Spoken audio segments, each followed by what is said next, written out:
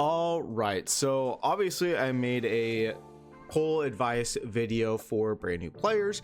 I've already talked about what exactly the next patch is going to be in terms of value wise for your characters coming out in the next patch with Mlade. But I think now at this current point, because of the fact that we know who the new characters are going to be in the subsequent patch, we can kind of make a rough guesstimate as an overall value between all of these current characters. Now, for the Himiko Nova patch and for the part 2 of the Fate collab banners, we don't know what the rerun characters are, and I'm not going to speculate in this video. We're just going to go off of just what we know is going to be coming out, right?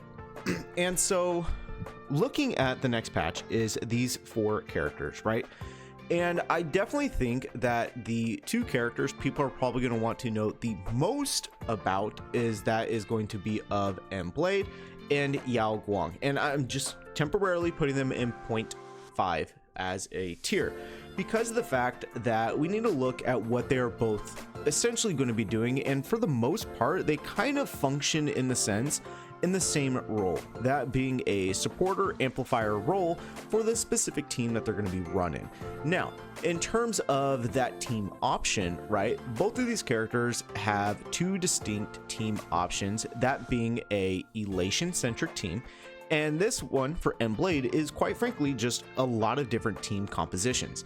Given the fact that while yes, he does want to be in a follow-up attack team, he's also very viable in just any real like main DPS style team, or even like a Nihility team with Acheron as an example, which I think is very, very valuable.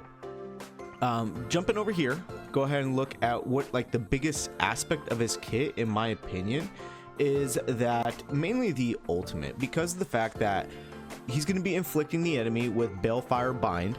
It's going to reduce their defense by 30% and increase their damage received by 50%. I've said this before, essentially you're looking at an 80% damage increase for all the enemies within the Balefire Bind, and that is absolutely massive. So you can see in that sense that once you get the ultimate, for the most part, he is a great, not only sub DPS character, but a character who's going to be providing a lot for a main DPS character. And you have to keep in mind that that counts as a debuff. So that's why he's very good on Acheron teams, and then possible Nova Flames in the future, hopefully Prage. And also on the follow-up attack team, which I do think is most likely going to be the Husbando team moving forward. But if I had to rate all 4 of these characters as in pure what I really recommend for continuing players returning, and or new players, honestly, I'm probably just going to keep them here in 0.5 because of the fact that they both need certain characters to primarily function effectively. Number 1, Mlade needs a main DPS hypercarry support, and he needs a lot of energy. So the energy part is very easy to achieve. Get a lot of good ornaments, get a lot of good relics, get energy regeneration, right? The main DPS aspect is going to be a little more challenging because of the fact of the main DPS characters you have him to pair with. Number 1 being Acheron, as I previously said. You could technically use regular Blade, that could possibly work, but honestly I don't really recommend it, also because of the fact that like he's HP related, well, he wants to receive damage, which also somewhat functions on Blade. You could really surprisingly probably put him like in a Casterus and Evernight team, and instead of Sirene you have Mlade to pair up with your, where is our big fat Ika. Hyacinth you don't really count, Ika is really here. So you could technically use that as a team composition as well. Other options honestly include the likes of, where are you, Asheville, like a follow-up attack team. So those are the current options you have with team compositions in regards to Mlade, whereas YaoGuang is, as we all know at this current point, is the best elation character in the game. So if that is the route you want to go down, obviously YaoGuang is going to be more valuable. Now, moving over to Fineon and Sirene. Fineon, honestly, it pains me to say this, that he's probably a 1.5, but if you're going for vertical investment trying to get to that E2 or even E6, then yeah, he jumps up to a tier 0 option because of the fact that he is a main DPS hyper carry option, the most modern iteration of that composition. But if you are not going for hyper investment, then honestly he does drop down to 1.5, maybe even tier 1, like probably 1, probably 1.5. I'm probably gonna stick him at 1. But there's a clear distinct difference between these top tiers. Let me just go ahead and do let me go ahead and do this, going at a row above. And like there's a clear distinct option when it comes to tier 0.5 to tier 0 in my personal opinion. But I do think that you are probably going to be in like a tier 1 option. Sirene is a unique option because of the fact that she is fantastic in Chrysos Air teams. It honestly does not matter what Chrysos Air you're going to be using because of the fact of what she's able to provide unique mechanics for all individual Chrysos Airs. So if you have lots of Chrysos Airs and you want to bring somebody up like a Glaya up to a lot of relevance, a lot of damage, very good. If you want to put her on a Remembrance team, right, with the pink hair squad, then obviously that is super good. Heck, even Mighty is really good with Sirene now. Even Anoxa with Saridra, that composition is absolutely bonkers. So in that sense, I'm probably going to put her in tier 0 if you want to flush out a Chrysos Air team. Otherwise, she's probably going to go into tier 1 above Fineon. I want to emphasize that, above Fineon. These two, the exact same value wise. I'm not distinguishing them what is in order. Here I am. Now, moving on to the hypothetical situations. Number 1, we have Rin. She is going to be a quantum erudition character. Now, based off of the part 1 collab characters in Archer and Saber, honestly, upon their release, they weren't really that great. Archer obviously is still pretty good, and you can honestly run him in a cost 0 team with Donghong PT, with Sparkle, have Archer and have some other 4-star option. And the team's really good because Archer himself is very strong, a lot of skill point consumption. We currently don't know any information in regards to Rin and Gilgamesh. Himiko Nova, we have some like bits and crumbs, and I'll talk about that when I get to her.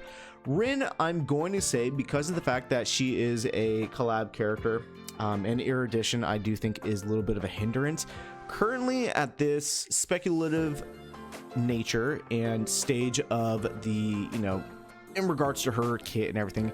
I'm tentatively going to put her in 1.5.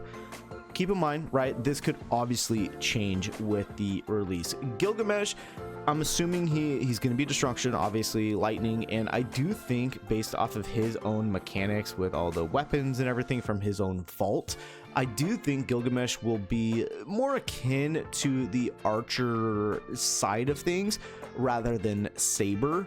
And I do think he will probably go into tier 1 slightly above Rin, but obviously that is speculative, right? Those two are speculative.